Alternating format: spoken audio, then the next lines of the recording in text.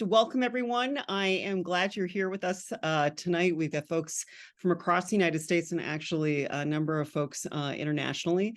And I have to tell you that we hesitated, even thinking about doing something regarding ninth and 10th graders and college counseling, simply because we don't want to add to the stress that students and families are feeling around the college counseling or college planning experience. But we also felt like it was an important topic to look into, as it is weighing on many people's minds.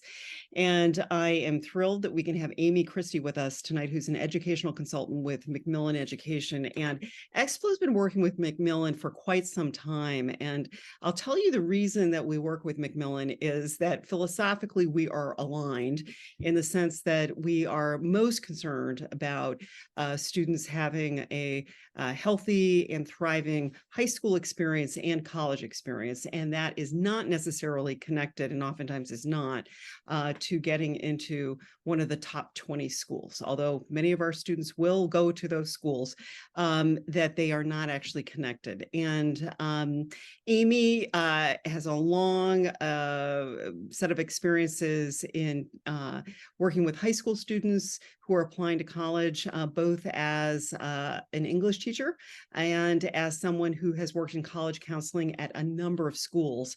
And with that, Amy, I'm just going to pass it along to you, and you can talk a little bit more about your background in Macmillan, and then move into laying the foundation for success. Excellent. Thank you, Moira. Great to join everybody tonight. I'm located in central Massachusetts, so greetings from lovely central Mass, where the leaves are starting to turn, and happy to be here with everyone all over the world. So you'll notice, I'm talking about laying the foundation, and I think that metaphor is really apt for what we are going to talk about tonight. So who am I? Who is Amy?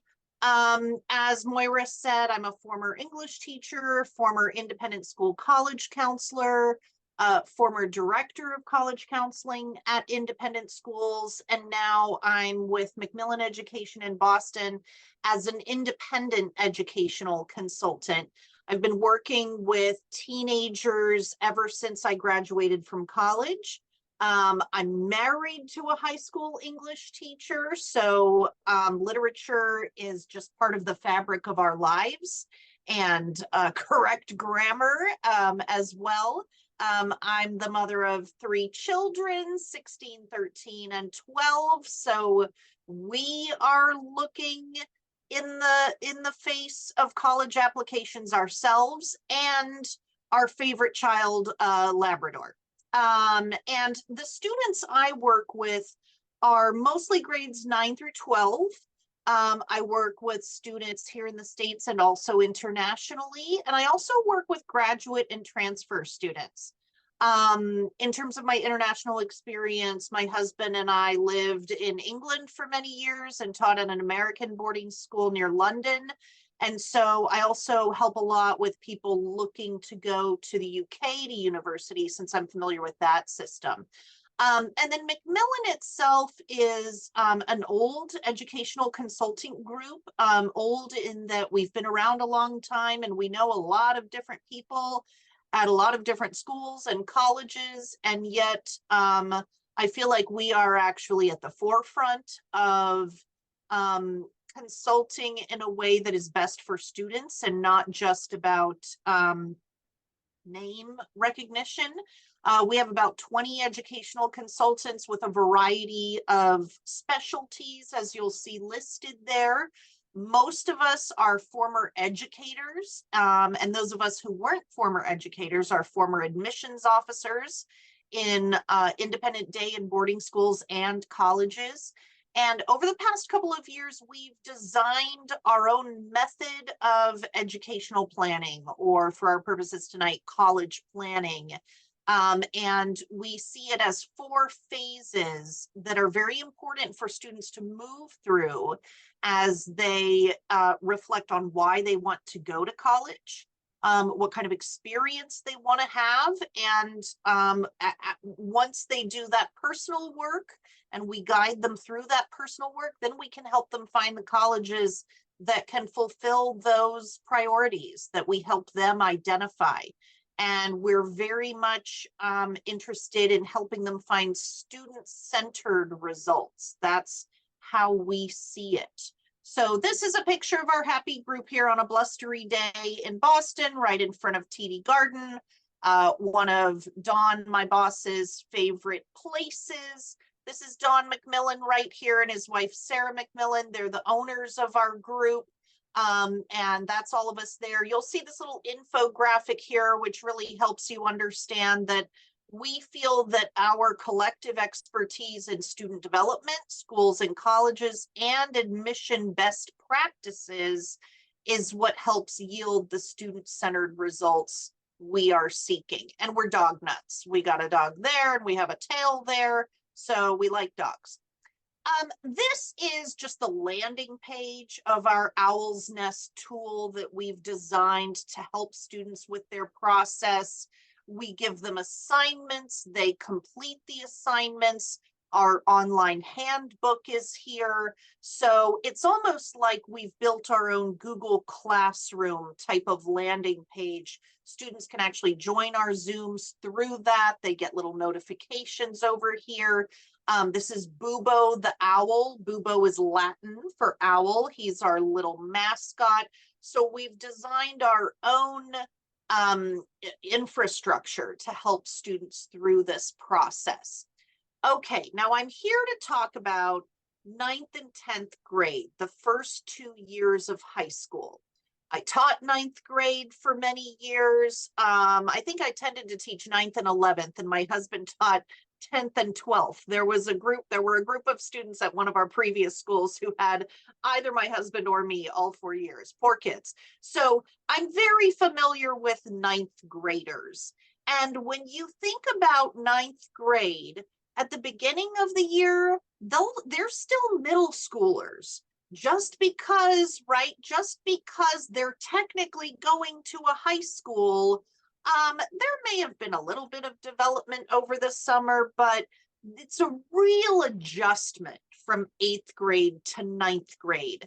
And again, when I was teaching 9th grade, sometimes at those first parent conferences, parents would say, I don't understand. Why is he getting a B? He always got A's in English before. The bar's a little bit higher. And in some 8th grade programs, completion yields A's, right? In the 9th grade, teachers are going to expect a little bit more. And just doing the homework doesn't necessarily get A's all of the time. So adjusting to new expectations, new teaching styles, sometimes just the note-taking skills in high school versus middle school are so much more advanced. In general, with each passing year, teachers are expecting students to take a little more independence in their own learning. They're not going to want to spoon feed. And so just the academic adjustment of the 9th grade is enough to send some kids' heads spinning. Classes are a little bit harder. Developing healthy study skills becomes very important. Learning to manage time becomes very important. I have a project due 2 weeks from now.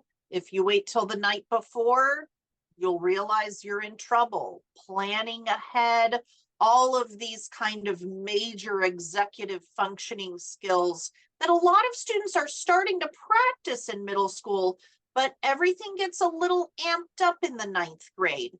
And so this is why what you'll see I'm explaining here in the next few slides is kind of what I think, and McMillan and Moira at Explo too, we all kind of agree from our experience that this is what 9th graders need to focus on, not where they want to go to college, actually. And I actually think it can be really distracting and harmful almost to start worrying about that end goal too early. You'll see nothing about standardized testing on this list, right? Not yet. Let them adjust to high school. Larger classes in schools. Some students are moving into large high schools. I think back to just moving through the hallways. Look at the kids. This is an old TV show, Freaks and Geeks, that was short-lived, unfortunately. You know, look at the guy on the right and the guy on the left. They're passing each other in the hallway. Just navigating this whole new world is tough for kids sometimes. Being around older students, right? Some students still look 10. Some of the seniors look 25 with full beards, you know, and figuring themselves out at this time. Finding friends, navigating social life, social drama gets amped up. People start romantic relationships, and that causes some worry and some stress and some anxiety sometimes. And so all of this is going on in the kids' heads and lives. That being said, even though I want them to mainly adjust to this new life, adjust to their teachers' expectations, and do the best they can academically, they still do need to get involved in some things. And regardless of how hard your high school 9th grade is or how hard your classes may be, you should still have at least a little bit of time to do something in your life in addition to homework and going to class. And here's how I like to tell students and families to think about activities and the role of extracurricular activities over the 4 years of high school. Think of it not as, okay, I have to go do a bunch of stuff for college applications, nor do I want you to think of it as, okay, I have to go be the best at something. I think that really you need to think, okay, I have to go to school and I have to do my homework. And then parents may have additional expectations on top of that. Maybe you need to help at your family business, or maybe you have, you know, family responsibilities. That's great. But beyond that, all those other hours in the week are yours. How are you choosing to spend that time? Do you want to play sports? Great. Do you want to get into theater and play instruments? Awesome. Do you want to go get a part-time job? Great. But you have to do something constructive. And, you know, sometimes families worry, well, which looks best? Don't worry about that. Just do something, right? So that's why I do something, anything. Clubs. You don't have to be a 3-season varsity athlete in the 9th grade, but this is a great time to explore new opportunities. Maybe in middle school, you were too shy to go out for the musical. Try it now. You'll at least get a part in the chorus, or you can paint the backstage props. You make new friends. You learn how to interact with people. You learn how to handle challenges. The learning and growth that comes out of activities is just as important as what's happening in the classroom academically. I also like to tell students that ideally I want the activities to be a source of joy and kind of a break from the intellectual work of the brain. You're still growing and using your brain, but it should be fun and joyful. That doesn't mean it doesn't get a little stressful sometimes, right? You might get butterflies before a production or before a game. That's okay. But if activities start to feel burdensome and like they're making your life less joyful as a whole, it's time to find a different activity. And most importantly, you can just explore lots of different things and try to figure out what you like. Okay. Over the summer, and I can't tell, Moira, since I'm projecting, is my photograph blocking my Nope, screen? you're fine. Okay, thank you. No, it's fine. Okay, thank you. So summer between 9th and 10th grade is a really key time, again, for exploration, for growth, for trying something new, you have to do something. And I like to think of the summers for all high school students as being lumped into kind of three major categories. One may be a part-time job. Another one might be, and getting an actual paid job, right? Where you have responsibility and you have to be there on time and your coworkers depend on you, where you're really needed. Another idea is service, volunteer work, particularly if there's something you care about that you want to use your time and energy to improve. And then the third lump that can be really helpful, I think of as enrichment programs, opportunities, exploration. This is where Explo, obviously, explore, exploration. This is where it's a great opportunity to explore career. I don't want you to choose a career, but if people say, hey, I think you would enjoy medicine. Okay, go find a program, go find an Explo program and test it out and see if you like working on the mannequins, and explore politics, economics, anything. And it's okay if you do it and you don't like it. That's still really worthwhile, extremely worthwhile. So summer, think of in terms, and so I have those three blocks, and I usually tell people, try to touch on two of them, maybe. If you check off all three, that's awesome, but you have to do something. I'd say, preserve 2 weeks for downtime with family, vacation. Otherwise, you need to be keeping active. So summer's a great time to try something new, to take risks. Discomfort is an important feeling. When you're uncomfortable, that means you're changing. The neuroscience shows that means that things are happening in your brain and it's growing and it's adjusting and you're learning new skills. Go do something that's a little scary. Paid job is great. A lot of times parents say, well, what's better, a paid job or an internship? I can tell you that 9 out of every 10 students I've worked with who had what they called an internship over the summer, had a hard time getting a lot very meaty out of it. I'd say, well, tell me, how'd it go? It was kind of boring. A lot of times they're fetching coffee or they're making copies or they're sitting observing. They're not really doing.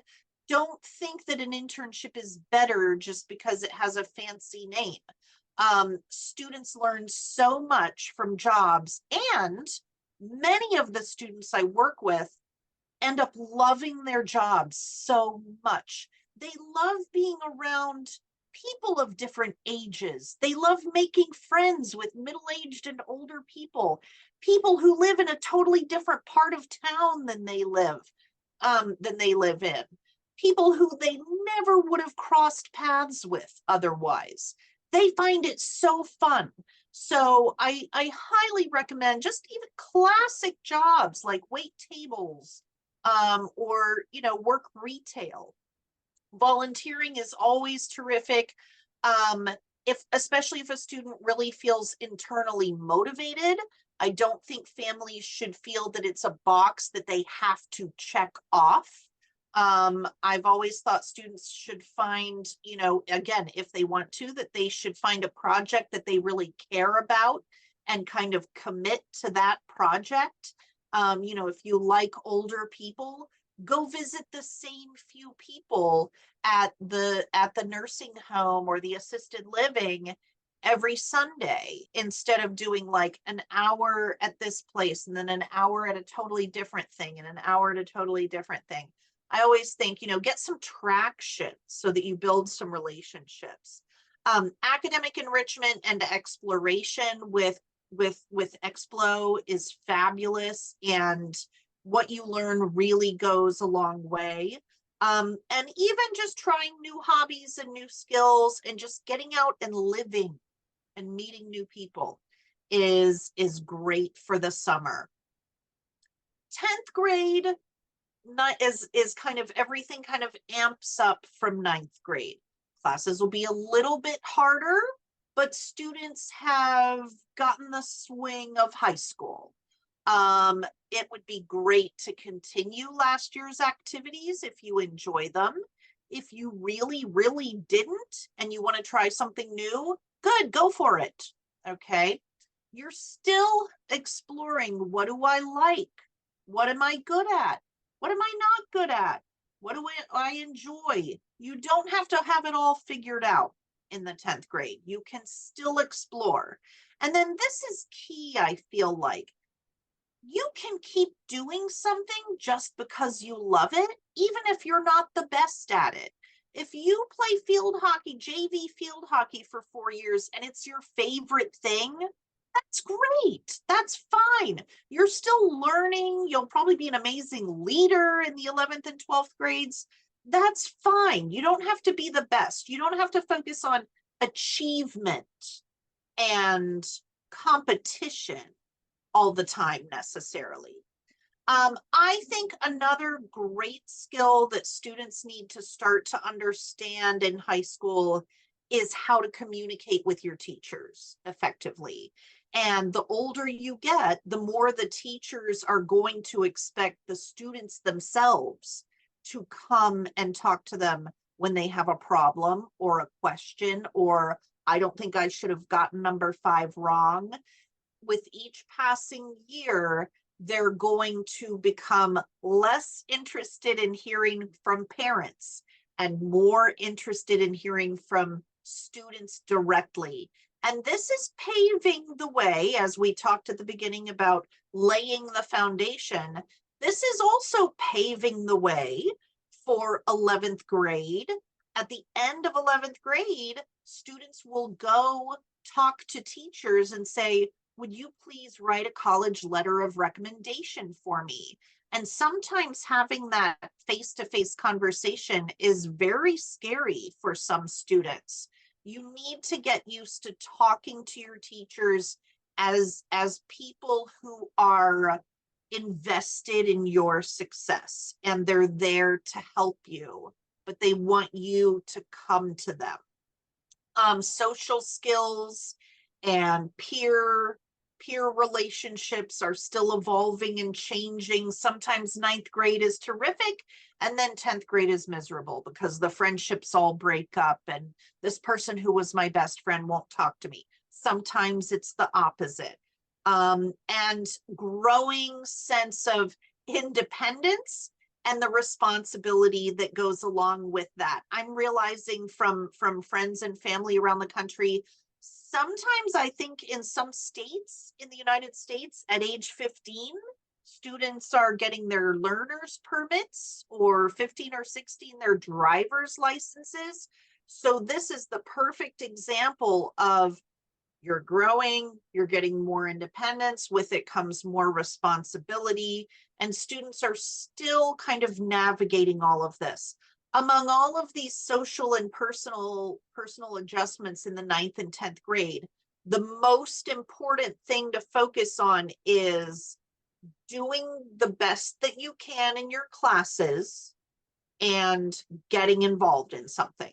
That's the major foundation for the later years when you actually start thinking about applications.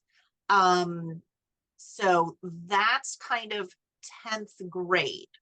Now, the most important question I would recommend focusing on when the time does come to think about college is not what are the rankings, nor is it what job do I want, nor is it even what do I want to major in. If you already know and you feel quite strongly and all signs point to that, great, go for it. If you don't know, that's fine. The most important question is, where will I thrive? And thriving involves a little bit of discomfort, right? Because thriving is growing. So it doesn't necessarily mean going to a college that is so easy for you or so, so smooth that you sail through and never grow or learn anything. But it's about thriving and becoming the best version of yourself 4 years later.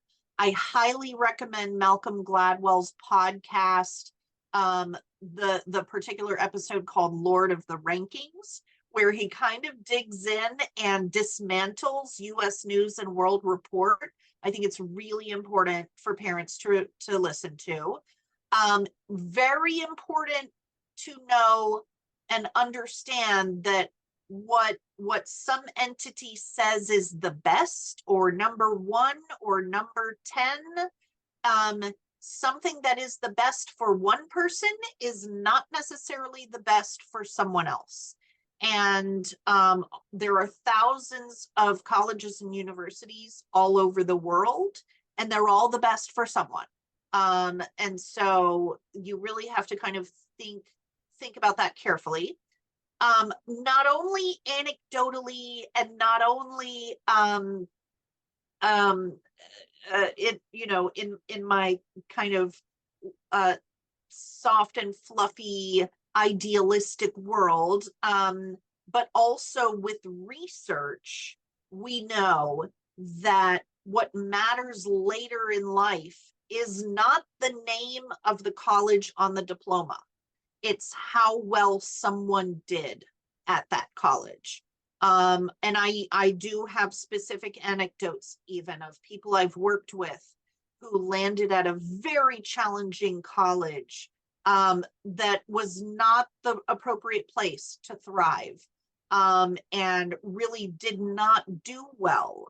Whereas if that person had gone to a different college that was a better match, probably would have done much better and perhaps had more success after college. So that's really important. Another resource I highly recommend is the book Never Enough by Jennifer Wallace. She goes into some of this data and research, but in a very accessible and easy to read, entertaining manner. So I really recommend those resources. So what students and parents do need to think about when college becomes part of the conversation is not the kind of scary sound bites that you're hearing from every corner, not the doom and gloom stories every year, particularly in December when the early decision results come out, and then again in March and April when the regular decision results come out. You'll always hear someone say, oh my gosh, nobody got in anywhere. It was a bloodbath. Not really. It's a fact that most colleges accept most of their applicants. This perception that nobody's getting in anywhere is really only about maybe 20 or 30 colleges that are receiving too many applications. There are many outstanding colleges and professors out there. I always kind of laugh when I suggest a college to a family and they say, but we've never heard of that. That's my job, is to tell you the ones that you don't. That's why I know about it, because my job is to go find out about all these amazing places that people should be applying to that they don't know about. And so your school counselors, and if you're working with an independent counselor, this is part of our job, is to go learn about what's new at the colleges we're already familiar with, and to familiarize ourselves with other colleges so that we can help you find amazing options out there. And there are truly some really fabulous professors at colleges that you may not have heard of. Terrific people out there who really care about teaching young adults and helping them find their path. So I think when college does become part of the conversation, and I would say it doesn't really need to until after the 10th grade, you want to focus on the academic programs, who are the students there, who are the professors, and what kind of a place is going to allow you to experience the personal growth that you need. Some people need to grow in one way, other people need to grow in a different way, and that's going to take them to different institutions. Sometimes students worry even in the 9th grade, even in the 8th grade, they start to worry, what am I going to major in? Granted, outside of the United States, students do need to start to figure that out. I think usually by the end of our equivalent 10th grade, if they're doing A levels or if they're choosing IB higher levels, we know that that's the reality at a lot of other institutions. In the United States, we have something called the liberal arts. And some of you out there may be thinking, yeah, I've heard liberal arts. What does that actually mean?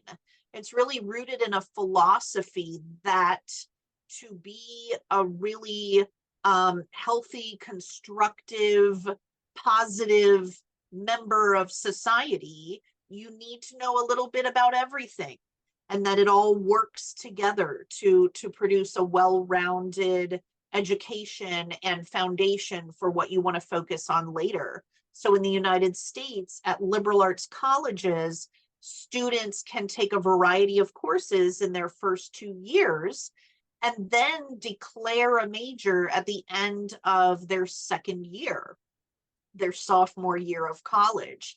And there is no harm in going to these colleges. If you're not sure about that, you could check the med school acceptance rates at some liberal arts colleges, the law school acceptance rates. You don't have to go to a large research university in order to go on to a successful career or graduate program. Some of you may be confused. What's the difference between a college or a university?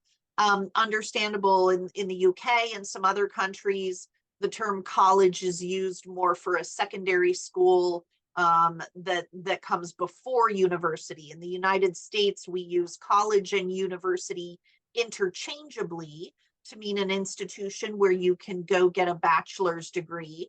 The difference is that a college usually only offers a bachelor's degree. A university has graduate programs as well. So that's colleges tend to be smaller, universities tend to be larger, but that's not really the essence of the difference between them.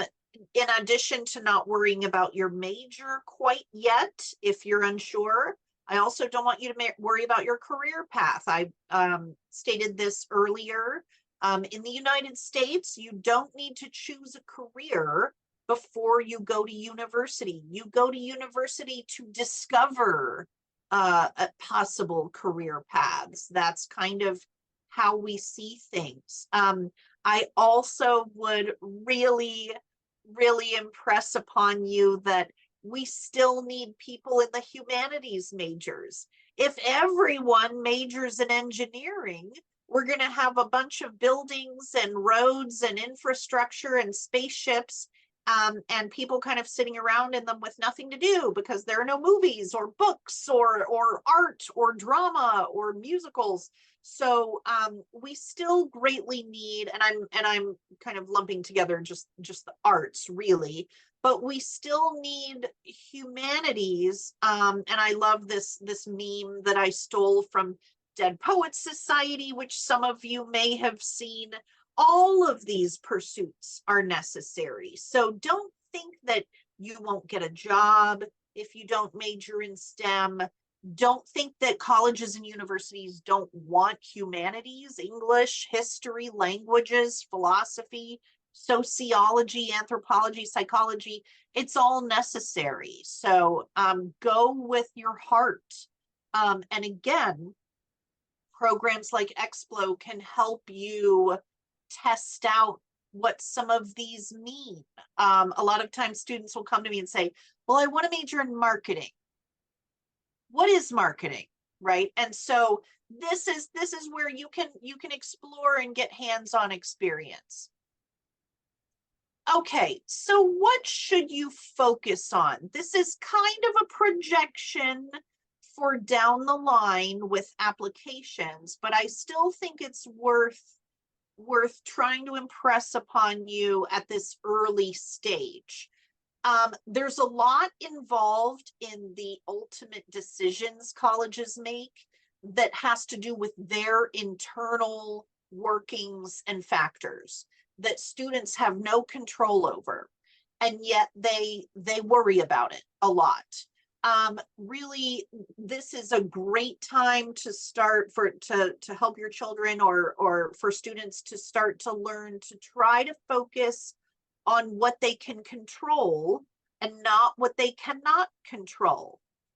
Sometimes it's even as simple as, you know, a junior or senior coming to me and saying, I'm worried that this other kid is applying to the college I want to go to. You know, that's their business. You can't control where other people apply. But what you can control is your transcript, which is the courses you are taking, how rigorous they are, and how well you do in your courses. For any college or university, the transcript, your school record, is still the most important piece of the puzzle. What you're doing in your classes is really still the main thing. Test scores can be important, activities can be important, but you need to do your best. What I also want to point out is that sometimes in the 9th and 10th grade, when the content of the courses gets a little more challenging or the formatting of the courses changes, sometimes learning disabilities or learning differences come to light that weren't apparent before, or that seemed to be explained in a different manner before. Just because you're in high school doesn't mean that there may not be an undiagnosed learning challenge. So when a student is having a hard time in class, I really think students and families need to talk to the teacher immediately and figure out what's the deal. Am I in the wrong class? Do I need to be in a different class? Or is there something else that's preventing me from succeeding, preventing me from really accessing my innate ability here? So really, it's like with students, don't get in a deep hole, backlogged with homework and reading. Similarly with parents, if you start to see red flags and a student is having some real challenges, get on it quickly and see if you can figure out what's going on. Teachers are there to help. What you can also control is your activities. And we covered that before. Exploring your interests. Students don't need to do so much that they're running themselves ragged. They just need to fill their time in a healthy, balanced way. I always tell my students, you know, you need to get involved, but always while staying happy and healthy. Happy and healthy. It worries me when students are doing test prep on a Friday night. I guess that's, you know, that's fine if you're managing your time and you know you're going to be doing something big and fun all day, Saturday and Sunday. Great. But I worry when students aren't having any downtime. They need that restorative time with friends, with family. Sleep is so important. I'm sure your pediatricians are saying this to you. Many times I've gone in my son's room. I go to bed before he does. You know, this is a classic example of my students listen to me, but my own son doesn't.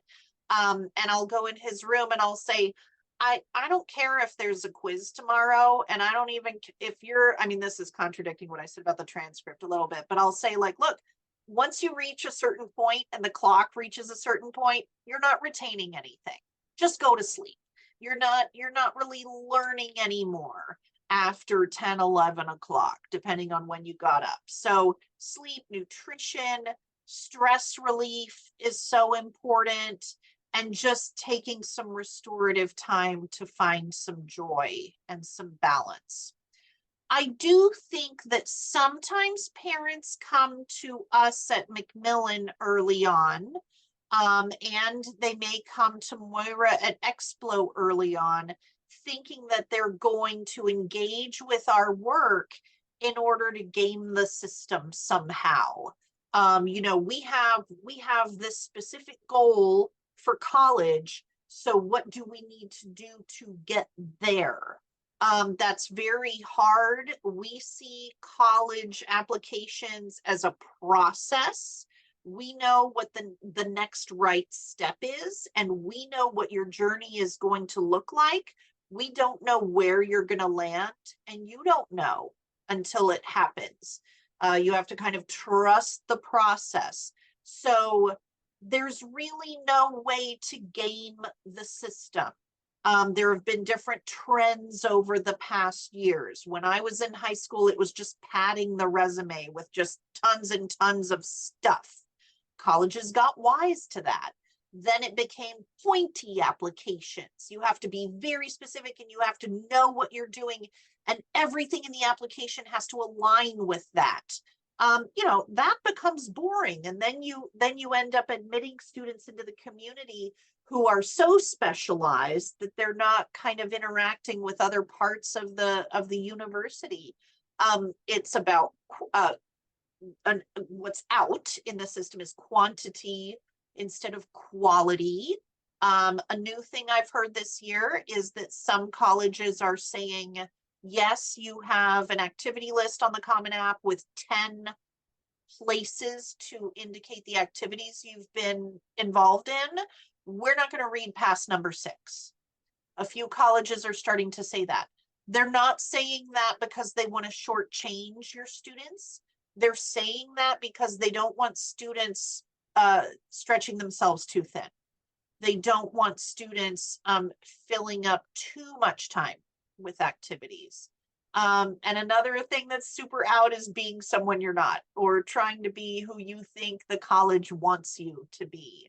They want you to do you. And truly, it's not, what do colleges want because I'll go do it. I truly think even the most competitive selective colleges are more interested in the students who feel strongly about something they enjoy, something they want to get involved in, and then they just go do it 100%. I think that that kind of self-knowledge that students build throughout high school can serve them well. Okay, and authenticity has been the buzzword in our work for the past couple of years.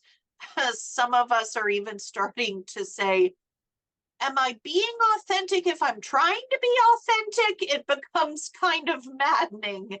And yet the main message is just really, the less you think about college in the 9th and 10th grade, I truly believe, the better off you are. Because then you come to 11th grade and some early college exploration, kind of fresh and pure. And if you've done the personal work in 9th and 10th grade, then you're starting the college work feeling a little more sure about who you are and what you want. And you're less swayed by rankings and rumors and popularity. So that is my last slide there. So I can stop sharing. And so Amy, so tell families, anyone who's watching, if you've got any questions, pop them into the Q&A. And Amy, you and I both taught high school and have spent many an hour walking the hallways. And one of the things, I was a dean at a large boarding school too. And one of the things that I would notice with some first year students is their freshman year really gave them a sense of newfound freedom that they didn't have in all sorts of ways when they were in middle school. And for some students, that just opened up a world of socialization that they otherwise didn't have. And so sometimes one of the challenges for first year students can be this balance between socializing and finding themselves and identify, developing their identity, and then academics. And sometimes that can result in a little bit rockier first year of high school than perhaps parents would want kids to have. So my question on that one, if you happen to have a kid who ends up like that, and they have a rockier first year of high school, can you come back from that? Are they Ah, doomed? Yeah. Great question. Yeah, great question. So you may have heard, and this I would call true, not a myth. Some of you all out there may have heard that colleges like to see upward trends. Absolutely. When the ninth grade is a little rocky, do not throw in the towel. Figure out what the issue is, figure out, how can we readjust, how can we reprioritize, maybe, home time, maybe do I need a different study space, right? Maybe it's social. Try to figure it out and don't give up and give it your all next year. An upward trend or an improvement in grades shows a lot of maturation, growth, that colleges definitely look at 9, 10, 11, 12, not just the GPA at the end. And also what's helpful for you to know is that there is a section in the Common App, and I can't imagine that this would go away in 4 years. It's an important section called additional information, where students can write about anything else that they need to tell the college or university that they haven't had another place to. So a student may want to write about something different for their personal essay, but the additional information section can be a great place just to say, I want to talk about my ninth grade. This is what I was doing. I wasn't maybe I wasn't keeping up with the reading as well as I needed to. I didn't realize how behind I would fall. I worked really hard to come back from that. The additional information is like an opportunity for students to tell the universities how they want them to read their transcript or contextualize what has happened. And that goes for that's a great place. Sometimes students will just have one class that was just really tough. They can talk about it there. Frequently we know students, there's so many like concussions and unfortunate, health situations, or something happens in your family, anything that's just like, I also want you to know that this happened to me. The additional information is great for that.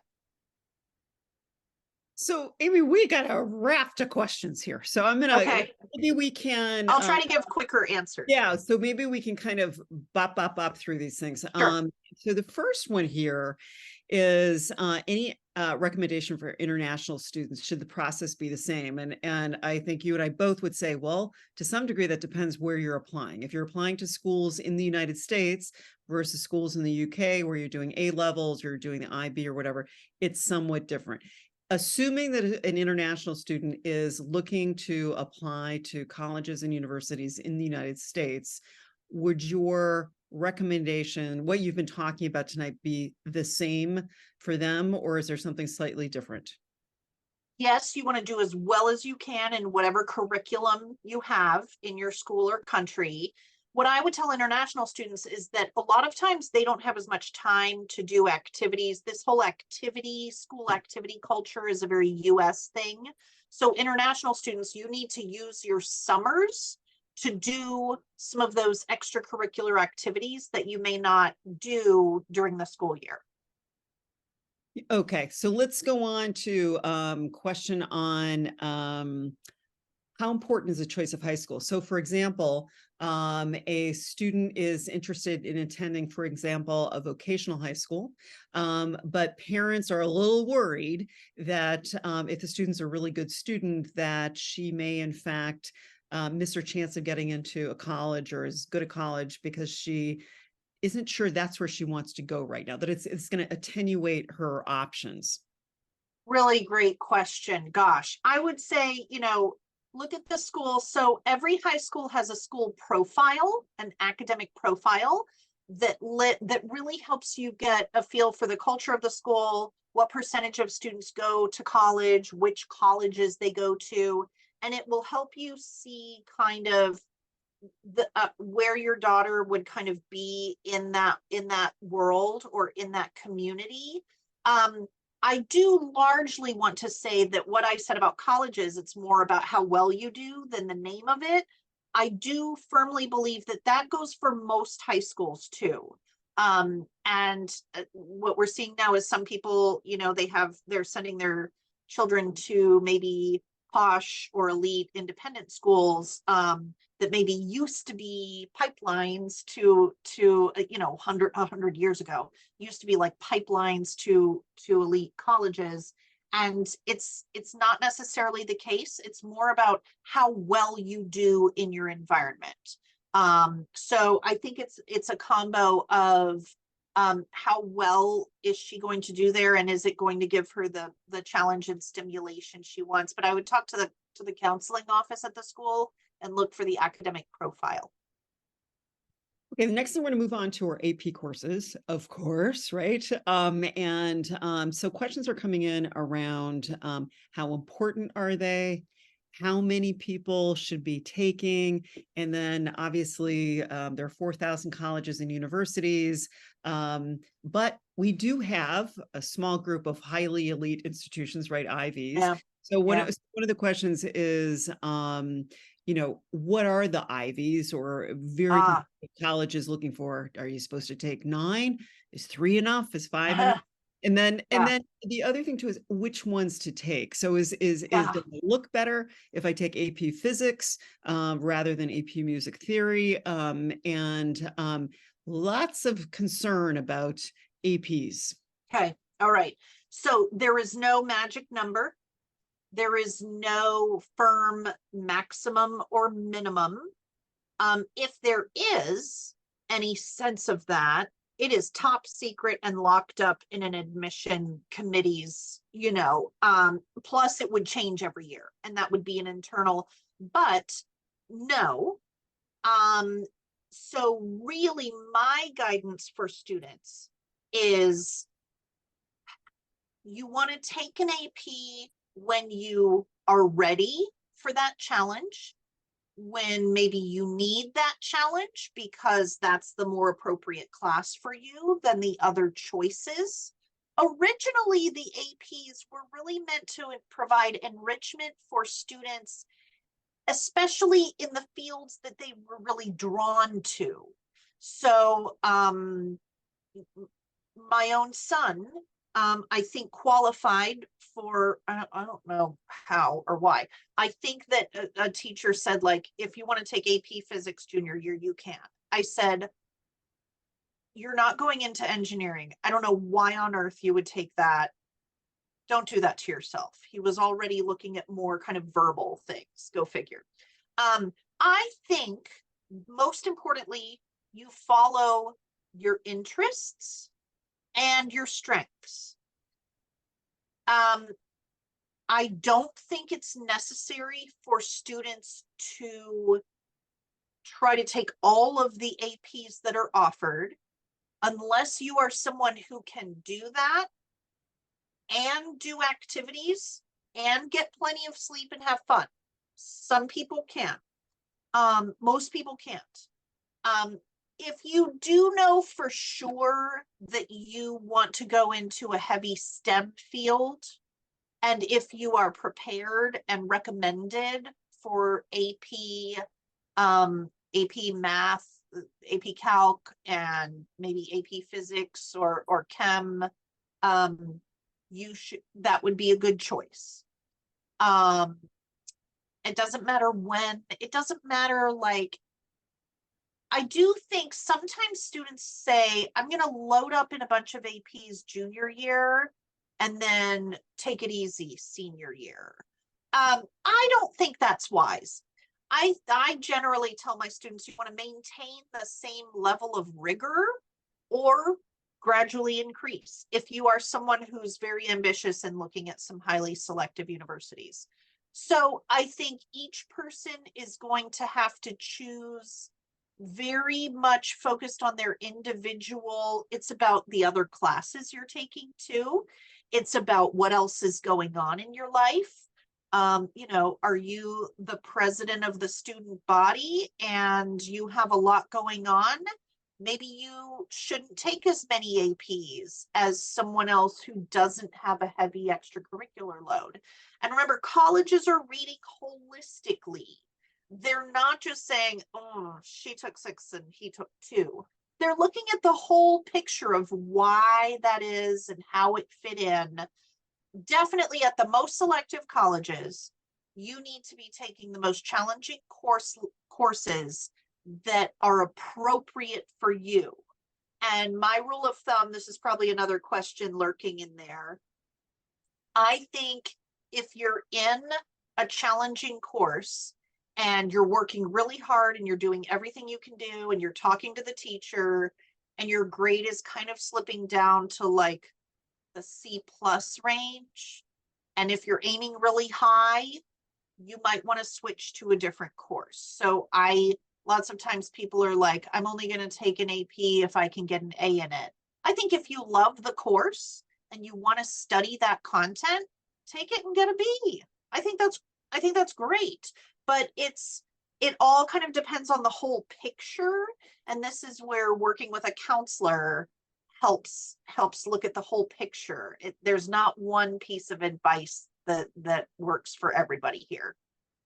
So Amy, we got time for one more question, but it's going to have to be pretty fast. And one of the questions is how do you even come up with a list of colleges? And yeah, great. When should you start actually visiting colleges? Yeah, great. Okay. So official visit really mean versus we just happen to be dropping by? Because there are many different ways to do those things. Yeah, great. Some students are excited and they want to go start looking at college campuses 10th grade, sophomore year. That's great. Go for it. Other students, that just makes them nervous wrecks. Then you don't have to. I mean, the classic time to go do a bunch of tours is spring break of junior year. Mm-hmm. Everyone's so busy that go before, go after, go in the summer. You know, a lot of families really don't like the fact that when they can go, there aren't any students on campus. Yeah, I understand. Like, either you go and you don't see students, or you get out of school to go see when they're students. I mean, it's just, you know, it's a catch-22. I think that it's good if, when possible, I think it's better to go ahead and register for a tour and an info session, because then they know that you came and toured. And for colleges who are paying attention to that, it's called demonstrated interest. They're tracking all that in their computers. If you just drive by on a Sunday and look at the buildings, you're not learning much, and they don't know you even came by. But if that's all you need and you're like, ugh, gross, fine, you can mark that one off your list. So I do think when possible, registering is better. There's no such thing as too early or too late. If someone's too late for I think there's a little such thing as too late. I mean, you need to see some colleges. I'd say spring break of junior year or second semester of junior year. If you're really doing kind of a thorough process, you need to start seeing some college campuses probably. It's nice sometimes in the 10th grade to just look at different types of colleges. So just anything nearby you, or you go see grandma for Thanksgiving and there's a university right in her town. Start to see small, large, rural, urban, just to say, oh, here's everything that's out there. what starts to feel better to me. And like how we build the list, we do it by talking to the students, getting to know them, helping them reflect on how they learn best, you know, the pros and cons of a large campus versus a small campus, and different settings, and helping them think through what would be best for them. And then really it's through our own experience that we're familiar with so many colleges that then we would just start suggesting kind of a few at a time. We would build kind of a preliminary research list, a suggestion list of, I think you need to check out these. Go research them. And at our next meeting, we're going to talk about them. And maybe some of them look interesting enough that you want to go tour them. Maybe others you can tell that's not for me. I can already tell just by reading information online. We have special tools that we use and research tools. We're fans of the FISC guide. If you go old school with a big paper guide, FISC is objective and dependable in its assessments of what different colleges are offering. So for us, it's kind of we know all the colleges, and so we can provide suggestions, but we really try to see it as the student building their own list. And then we help them make sure that it's reasonable and not too risky or top heavy when the time comes for that. So Amy, just to wrap up here, because we're past time, as not a huge surprise because people have lots of questions about these things, is it really sounds like, and this is my experience too, working with 9th and 10th graders, is don't worry about college too much. This is the point at which be more concerned about building time management skills, navigating something that's a place that's probably much larger than the middle school, finding your place, finding what lights you up. And if you haven't found it yet, exploring a bunch of things so that when you start getting later in high school, you know who you are, you know what your strengths are, you're really pursuing those at some point. And that putting too much pressure on students in grades 9 and 10 about what they might do for college or university is probably in the end going to backfire. Totally. And I will say, this is not always just a parent putting pressure on students. You and I both know there are many 9th and 10th graders who put more pressure on themselves Yes. than their parents do, Yes. and can get caught up in really perfectionistic tendencies. Yes. Have to do Yes. everything quite right. And so part of the role of the parent is kind of trying to ameliorate that. Totally. So it's a fun time, actually. I think grades 9 and 10 are fantastic, and because there's so much change that's happening during that time period. So Amy, I just really want to thank you so much for being with us again this week and helping families of students in grades 9 and 10, and maybe even, you know, some parents here who've got kids in grade 7 or 8 right now. Right. And we thank you and wish you good luck with all the students that you're working with. And I want to thank all the families for joining us tonight. And I wish you all luck in going through the school year. And I hope it started off well. Thank you. Thank you. All right. Good night. Take Good care. night.